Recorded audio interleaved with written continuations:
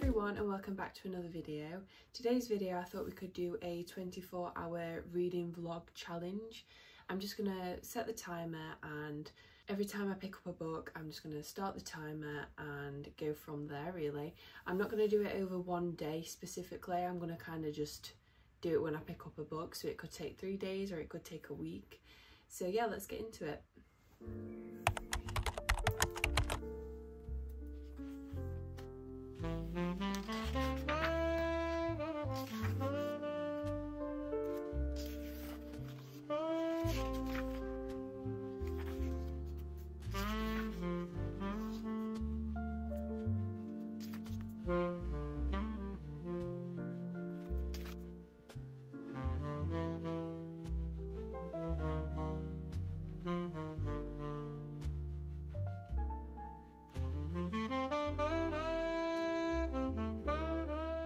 What in the fadoodle is this book?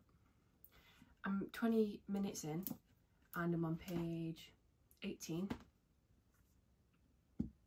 What is this?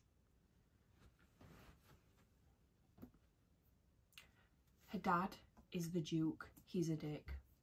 Her husband is a knight and he's a dick. All we know about her so far is that she is the oldest sister, she's got a stutter, and I have no idea how old she is. I need to know. She got married off, her dad married her off to the knight, and obviously it showed their wedding night, and she got told by her maids that she has commands, wedding night commands, and rape. She didn't even know what sex was. What is this? What is this? What is the story? I go into books blind, and sometimes that's fun, it's giggly, it's nice, it's surprising. This? What book is this? I don't know whether to read the back to see where the story goes because I honestly don't have a clue what. Okay. This is no fairy tale. Yeah, no shit. Okay, so she's not allowed outside the family's home because they're afraid her stutter might tarnish their noble name. Okay, so after their wedding night, he leaves without a word. Brilliant. Oh, he returns 3 years later. I mean, I've got to that bit, but I didn't realise it was 3 years. Bloody hell. Oh, so her dad mentions in this that she needs to convince her husband not to leave her and divorce her because apparently he's got another marriage proposal. And I've got to the bit where he's just come back. Open your mouth.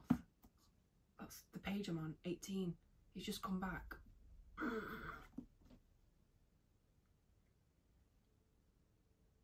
And apparently she's ugliest sister, but look at that. Stunning. That's why I got the freaking cover. Don't be fooled by covers, guys. Anyway, I'll catch up with you when I'm... Ugh.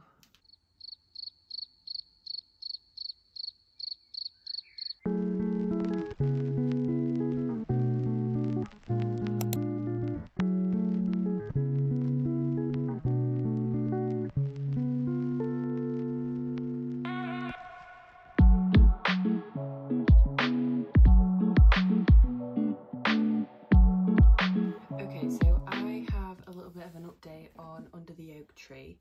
I'm around 198 pages in, and obviously in the previous clips you saw the content page warning that the author put at the beginning of the book, and to say that there's listed as physical abuse, mental abuse, I am wondering why there's no sexual abuse. It says sexual content but it doesn't say sexual abuse, so I'm a little bit concerned about that. Definitely that in here. So there is no plot to this book at all.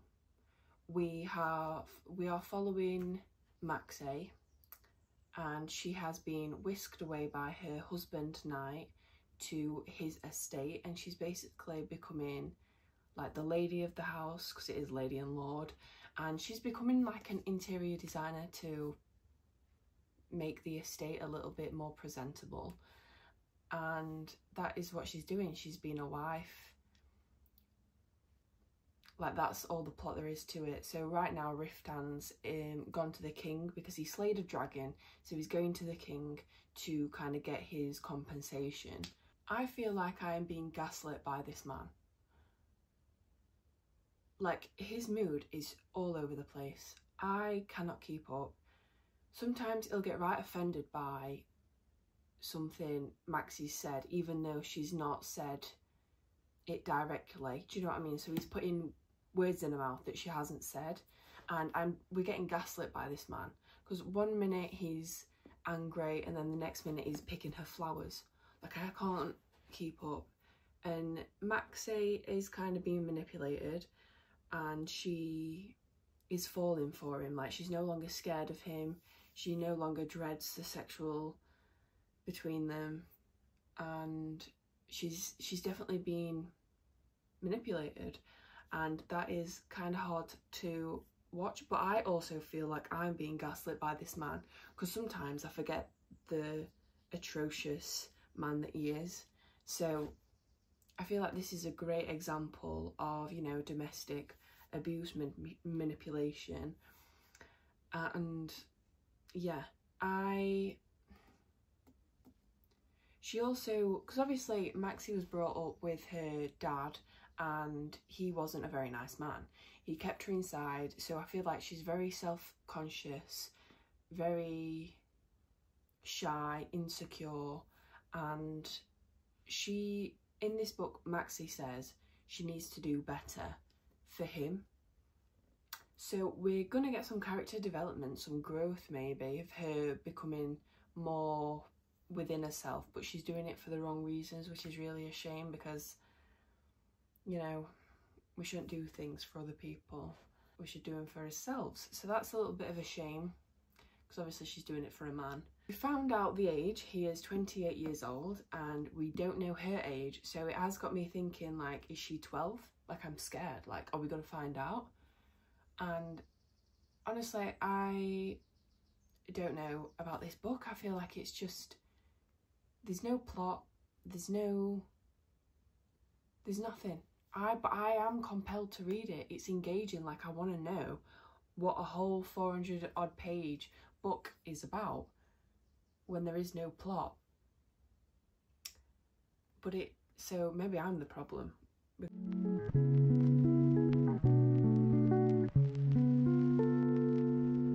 Okay, so I finished Under the Oak Tree yesterday, and 1 star. Easiest 1 star I've ever given. I hated this. I hated this. I hated the way Maxie was treated. I hate the way it was written. I mean, it's called Under the Oak Tree, and this is, like, the people believe that it's like a kind of a magical tree, and it turns out that, because obviously there's sorcerers in this, which obviously it means that they can use magic, and Maxie basically takes magic mana, like the earth mana, from a rock one day or something, or the tree, sorry, and basically she then decides to learn magic, which again, I think that magic system is a bit crap, because then anyone kind of can learn magic, so I didn't really like that. And she didn't tell her husband that she was learning it, and then he found out that she was being taught by Ruth, one of the sorcerers, and he flipped out. He didn't like it. He didn't like the fact that she could potentially help him, and then he kind of gets over himself, and Maxie literally says, "I'm glad I've got permission to do magic." I hated it. I hated this book. Also, Riftan believes that Maxie was treated really nicely in her castle, like the one that she was brought up in, and so he expects her to receive like lavish items, and obviously she wasn't treated like that, but she never tells him that she was treated like shit. She's kind of keeping it from him, because I don't know why she's keeping it from him. So there's just, like, I don't know, like, I liked the maidservants, the servants, the cooks, some of the knights, like, they were really nice and good side characters. Like the squires, they were like a good character, but I don't know. This, just no. no to this book. I just didn't like it. I finished it in 7 hours, so we've still got a lot of time to go. I am taking this challenge quite slowly just because I am away and I've not really had much time to read. I don't know what I'm going to read next. I'm thinking a Kindle read, but I actually really don't know. So I guess I'll catch you in the next clip.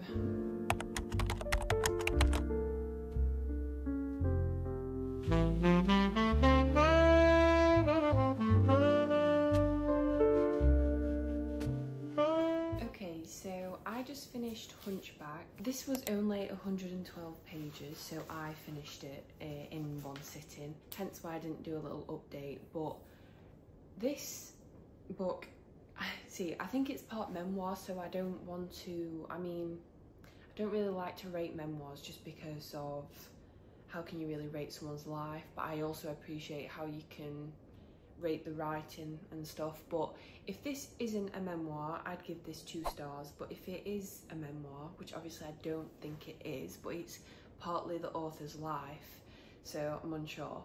So we're following Shaka, and she is living in a care home. She's 40 years old. She has a curved spine. She struggles to breathe. She has a tracheotomy, I can't say that word. And so she is disabled. She's living in this group care home. She's on her 2nd uni degree. She has no parents left and no one comes to visit her. So she is relatively lonely, and she writes in a column, and these columns and the journalism that she writes is very spicy, and I think she kind of lives through her writing. She also has a Twitter account where she tweets her thoughts, and one of her tweets was, "I want to get pregnant, then have an abortion." And I can appreciate people wanting to do things that they don't freely and easily get to do. But that to me was a little bit uncomfortable, because she even says that she's got reproductive, organs, so she can have babies and all that jazz to some degree, I believe. But I didn't appreciate that. I didn't understand. It made me feel a bit uncomfortable. And there is some other things in there that I just did not like. Also so she has this Twitter account where she's posting all these different things, quite sexual, quite open, her thoughts. And her carer, Tanaka, he basically indicates that he has seen her Twitter account, and she is taken back by this, and basically they have an exchange because she is loaded and she is willing to give him money so she can have a sexual favour from him. And again, I understand that things like that happen in the real world, and I understand that it is something maybe to write about, but again, it was gross. I didn't like it. And maybe that is the fact that it's meant to make me feel uncomfortable, because it did. And I understand her point of view because she is disabled in real life, that is something that she wanted to spread awareness about. And there is some great points made about the injustices that disabled people face, especially in Japan, and I think that was greatly written. I do find translation books not the best written, because obviously it is translated to English, but I do normally love a translation book because we get to understand their culture a bit more, and it's just a bit unique, it's fun, it's easy to read. But I did struggle with this. And as well, we're following Shaka in her real life, her group home, but then it'll jump to, like at the end it jumped to a prostitute, a sex worker. It was just a bit jumpy. Overall, I don't think I would recommend this book. It just weren't for me. I don't know what I'm going to read next. I don't know what I'm in the mood for, but I guess I'll catch up with you when I read another book.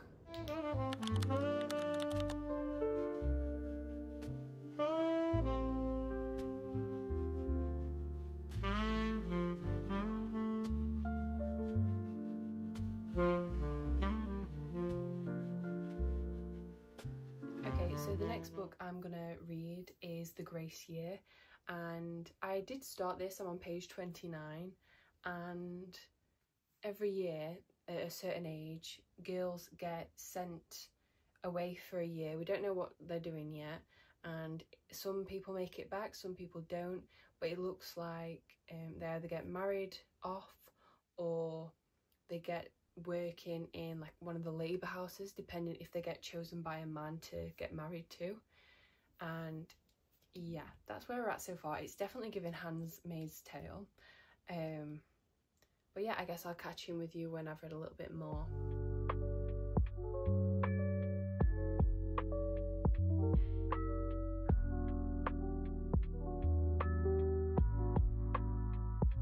Hi everyone, so I've got a bit of an update on the Grace year.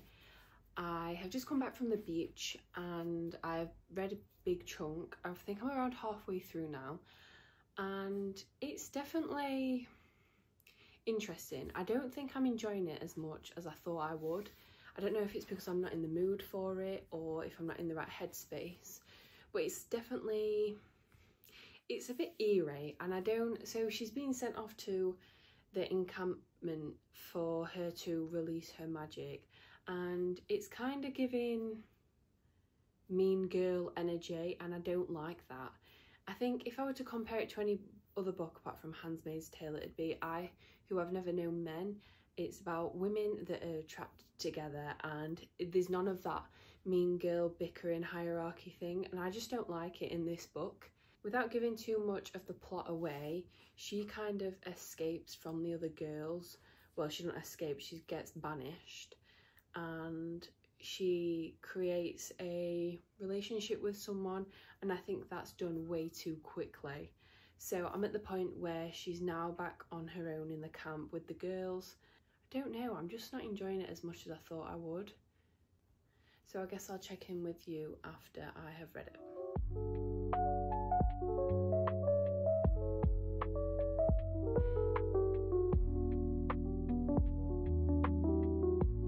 Okay, so I finished the Grace year yesterday, and I have never been so unsure about a book in my life. Tyranny gets sent away, like every other 16-year-old, for a year to expel their magic. And in this society, it is so cruel to women. Women are just seen as baby makers, and that's about it really. So there's a lot of hard things to read. I mean, women like get killed if they haven't born any sons and they've kind of stopped bleeding, so they can't have any children anymore, and it's just a really unfair society. So every year there's a Grace year period for the women that turn 16, and basically the men decide if they want to marry one of these women, and the woman never gets a say in it. I keep saying women, I should say girls because they are 16.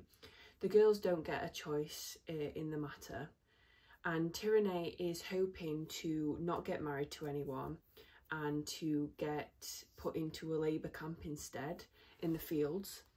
So the women have no choice in what the man decides that they do, and after this like ceremony they get taken to the encampment, which is basically in a forest, and then in this forest there are some things called poachers, and basically they try and get the girls and skin them and sell them, and yeah, so it's very weird. And then in this camp it's kind of got a hierarchy, like I said in that last clip, and that is something that I didn't really like. I thought it was quite a modern thing. I mean, I know there's always going to be mean girls, but I just found it so like hard to read just because I'm not into that. I don't like that mean girl energy, and I just don't know. So a part of that book I didn't really like. As I said in the last clip, she creates a relationship with someone, and it is so fast rolling for me. Like, it didn't seem sincere. It was kind of giving The 100. It was giving that, if you have any reference to that. So I'd say like the first third of the book, it was kind of a little bit slow, but the last 100 pages, maybe like 20% of the book, it really picked up.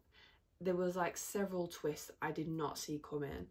It shocked me, like it really, really shocked me. So I'd say like the ending and the wrap up of the book was 5 stars, but the whole book, like at the beginning, like the first third, is probably like a 3. So I honestly just don't know what to rate this.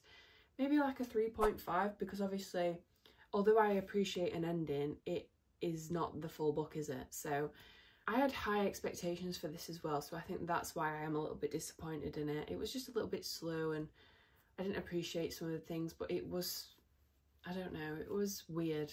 So the next book I'm going to be reading is actually this one here, Smoke and Scar. Smoke and Scar?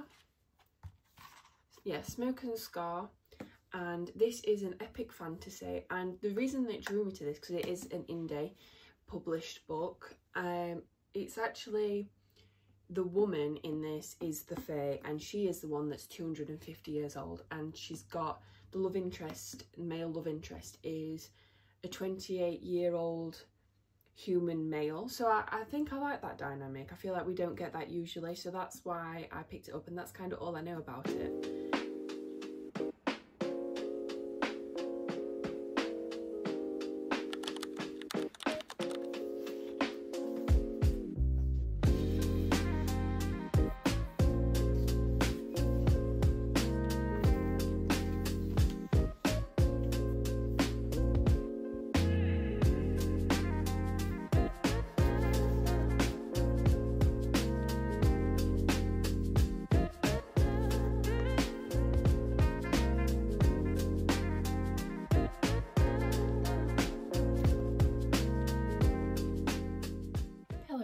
So I do have quite a few updates.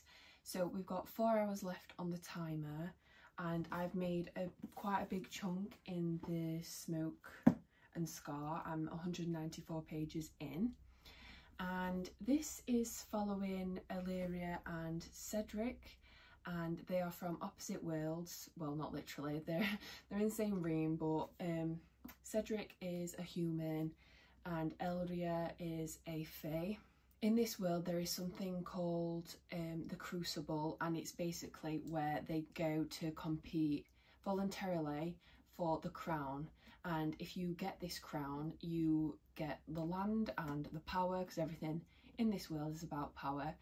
There is obviously some hatred towards the Arcadians, which is a race of Fae, dwarfs, not Ticadians. There's so many words that I struggle to pronounce in this, so please bear with me. But you can see a lot of hate towards that race, and we've got dual point of view, and it's really interesting to see Illyria. I think she's really fun, strong, funny, but I feel like she's got a lot of history that's going to be unpacked, because she kind of gets flashbacks, and she's very powerful. She's known as the Revenant. Cedric is a knight of the Lord Church, and he's obviously gone into these games, and the trials are pretty good. First one was power, and now the second one that I'm up to is spirit. So they're different to what we've normally seen, I think, in trials like the Hunger Games. It looks like it's run by like gods, like there's no one can see what's gone in the Crucible. I don't think anyone's ever won the Crucible, because we go back in time with Illyria, and she's known someone to go in and die and never come out, and she's kind of followed someone in there to protect them, and that's when they two kind of meet. But Cedric has a hatred towards the Revenant, which is Illyria, and it's kind of enemies right now. So yeah, I'm enjoying it. I did find it pretty slow to begin with, but I really like the FMC. I think she's really funny. I think she's strong. She's obviously the Fae that saved him, rather than the other way around when he was in a bit of danger. So that's quite refreshing. I do think we're going to get quite a lot of character development as well, because I'm already seeing a found family come together. The side characters I absolutely love in this, and I just can't wait for that to bloom, because I know it's going to come. I'm intrigued to see where it goes, because obviously I feel like there's 4 trials in this, and obviously I'm at the second one right now and I'm around halfway through. So I'm enjoying this, and I guess I'll keep you updated once I finish this one.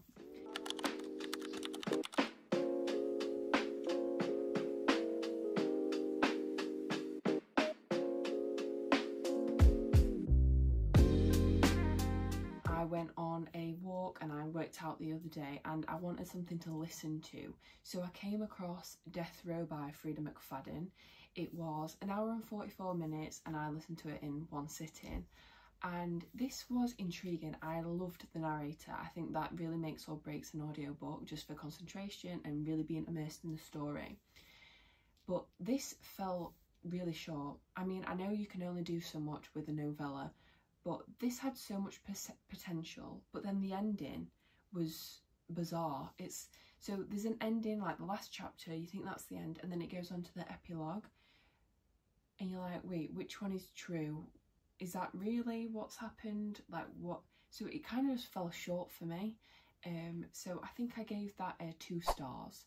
I think she could have done a lot more with it. I don't know, it's part of an Alibi series, and it was just very bizarre. I enjoyed the chunk, like the main chunk of it. It was just the ending really fell short for me. And endings for me are like a massive thing in my reading experience. So yeah, I guess I'll check in with you when I've read Smoke and Scar. Hi everyone, so I'm just checking in again. I am on page 254. It's been around 3 days since I last checked in with you, and I've got around 2 hours on the timer. I can't pick up a book recently. Like, I'm not bothered about picking up a book, which is really sad. But when I do read it, I'm really enjoying my time and stuff. So yeah, I'm still enjoying it. I'm definitely getting some character development romantically and individually, which is really nice. More found family. Yeah, so I'm having a good time. But yeah, 2 hours left. I'm hoping to do that today, and if I don't, then I'm going to be really angry at myself. So I'll check in with you when I have finished this book today.